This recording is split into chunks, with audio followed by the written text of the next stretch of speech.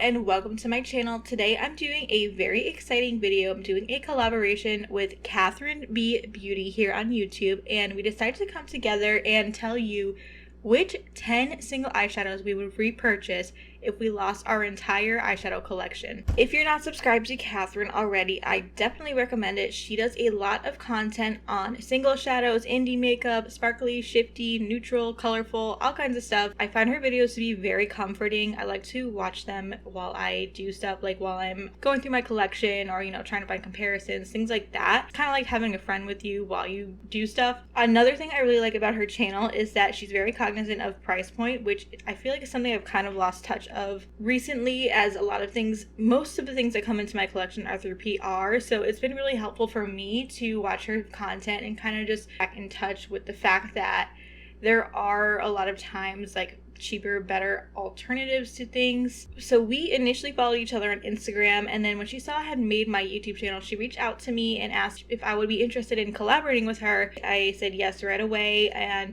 this was the idea we came up with together. So if you'd like to know what 10 single eyeshadows I would replace if I lost my whole collection, just keep watching and make sure you also check out Kathryn's video afterwards. So I think it goes without saying that obviously the first 10 I would replace in a real situation would be the 10 eyeshadows from my collab, but that would just be a repeat of my very first video, so I decided to exclude those. I also was thinking about including some iridescents, because y'all know I'm an iridescent eyeshadow girly, but I was getting a lot of analysis paralysis and I could not narrow it down to just a few. So I honestly think I could do a separate video on like which 10 iridescent eyeshadows I would replace. That would be more of like a practical approach, because you guys know I say a lot, you can replicate a lot of eyeshadows that exist by layering an iridescent over a different base. So if you're interested in a video like that, definitely let me know. For the purposes of this video, I kind of just went through and pick the eyeshadows that I feel spark the most joy and that I would want to bring back into my life if they disappeared. And these are in no particular order. I do have them separated by brand just to make it easier for me when I edit. Okay, let's zoom in a little. Okay, so the first one I have here is Break of Dawn from Shine by SD. And this is like a peachy neutral adjacent multi-chrome. It has like a peach base and it shifts from gold to green to teal. Now, if you did watch my video about my collab, you know that this was a shade that inspired the shade Verdigris. Basically, I reached out to Shaniqua, the owner of Shine by SD, and I asked her if we could make a shade that's like Break of Dawn, but with a sage green base.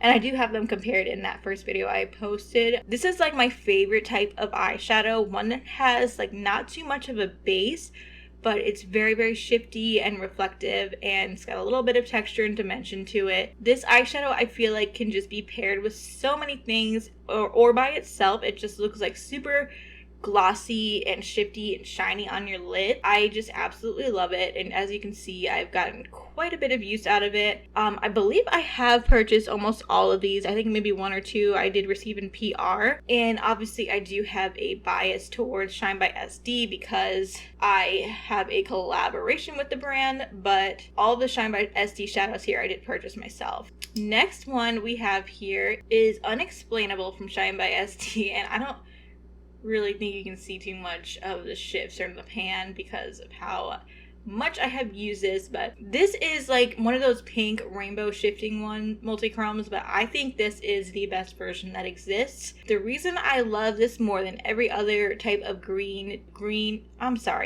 to gold. The reason why I love this more than every other pink to gold to green to teal to purple shifting multi-chrome is because the base is not as like intense, so it really can be layered over a lot of different things and just create that like truly rainbow effect. I also love that it's a bit of a drier texture. I find that to be easier to work with for me, and I don't have like hooded eyes or oily lids. I just honestly think it's easier to manipulate and control. Finally, I just think it has the most shifts out of any other version of this type of shade that I have. I mean, there's a reason why I have just a massive dip in here. Okay, next we have Glam Rush from Shine by SD. And this is just like a quintessential purple shifty shade, and Again, it has that same formula. It's a little bit drier, but it's not super textured, but it does have dimension and sparkle to it. And the base is not fully opaque, but not fully sheer, so it can be worn on its own and you definitely will get that purple eyeshadow effect, but it also can be layered over quite a few different things and kind of just like customized depending on how you want to use it.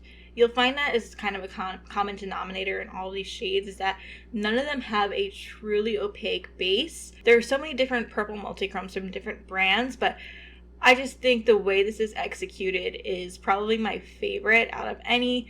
It just has that like purple dragon scale, unicorn, magical effect on the eyes. And I just tend to reach for this over all my other purples.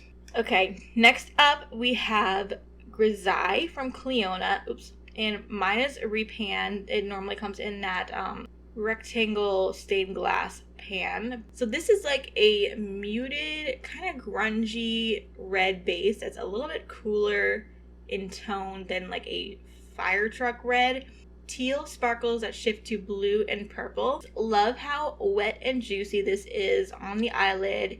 It does have a similar effect as like the typical blue brow multichrome pigment, but I just think that the base of it is really unique and special, and it's just, the finish is so wet and glossy and shiny and sparkly. Next up we have Chandelier from Clionadh. Again, I repan this, and this is kind of a similar concept as Grisaille, but it has this like sheer pale mustard base, and I think it's just such a unique base color.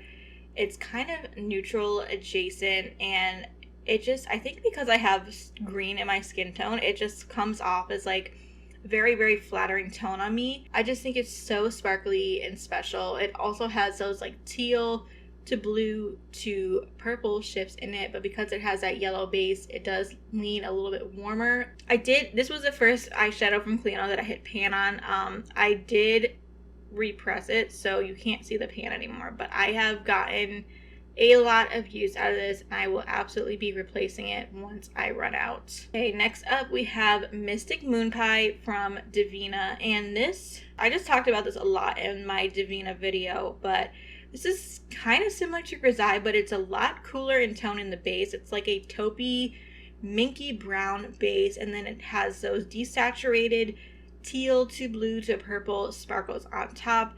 Again, this is just so wet looking and glossy and sparkly on the eyes.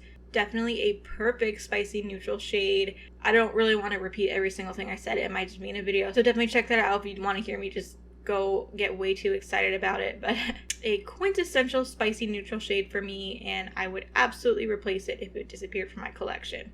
I just realized I put the wrong shade in here. So next up we have this shade called Caesium from Terra Moons. This is one of their insanely sparkly and metallic foiled shimmers, and there are 3 that are in this like particular formula. I chose Caesium because I have so much green in my undertone of my skin. I feel like this actually looks the most like neutral on me, even though it's like a greenish gold. Like when I put it on my eye, it just looks, it matches me. It just makes the most sense. I don't really know how to describe it, but it can be applied super opaque and just like super foiled.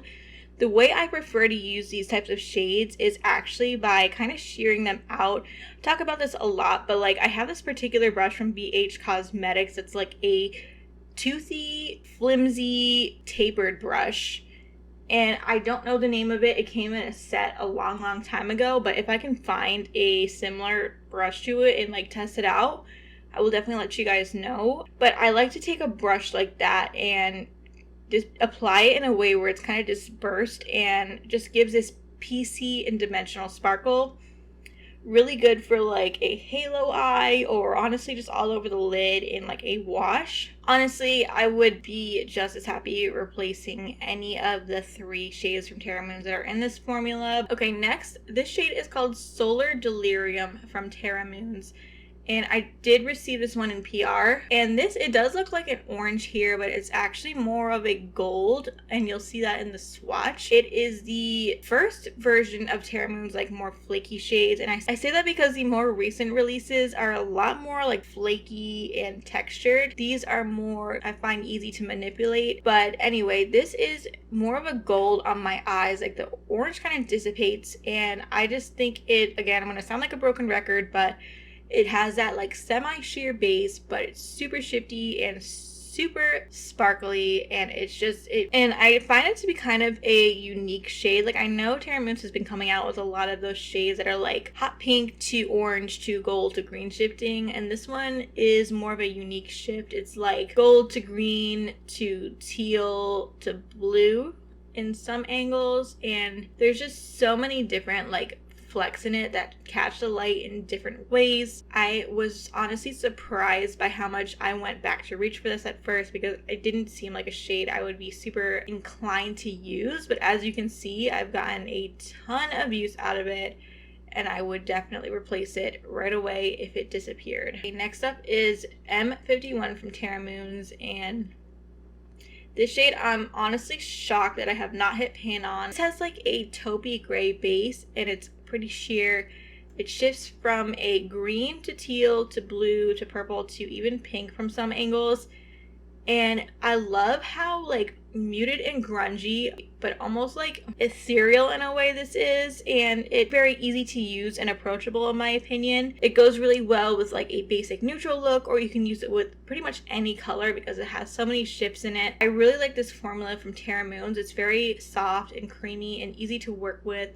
Super shiny and super reflective on the eyes. You guys know I love that type of look. But yeah, I just find that this is a shade I come back to time and time again. I like pairing it. I like to try to pair it with different colors and see how it looks. I like to wear neutrals. I like to wear it on its own. It's just a go-to for me. Okay, finally we have the iconic Cosmos from Terra Moons. If any of you followed me on Instagram back in the day, about this time last year, you know I was very, very fixated on this shade, and Terra Moons didn't have pre-orders open for quite a while, so I was just like speculating and hypothesizing and trying to dupe and, you know, all these things about this shade, and finally I was able to pick it up, and exactly what I was hoping it would be. This is just like, I know there's other brands that have come out with a version of this shade, but this is just like, I think the best version that exists. And again, it's that original flaky formula from Terra Moons. It's like flaky in texture, but not as like feeling like pressed flakes as some of the newer releases. I find it a lot easier to work with. Very sparkly and reflective, and it just is absolutely beautiful. So fun to pair with different colors. It shifts, it has a blue base, and it shifts from pink to purple to blue to teal to green. It's just another one of those like basically rainbow shades, and the base is not fully opaque, just like all the other shades. So it's just such a good one. It has gotten so much love from me. And when I run out, I will definitely go back and get the Terra Moons version of this shade rather than trying one from another brand.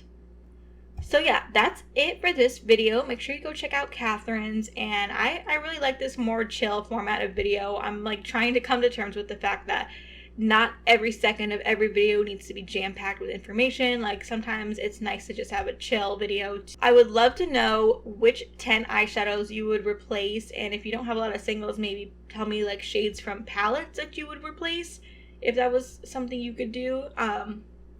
But yeah, let me know if you like this type of video, and I would love to hear more from you in the comments. Bye!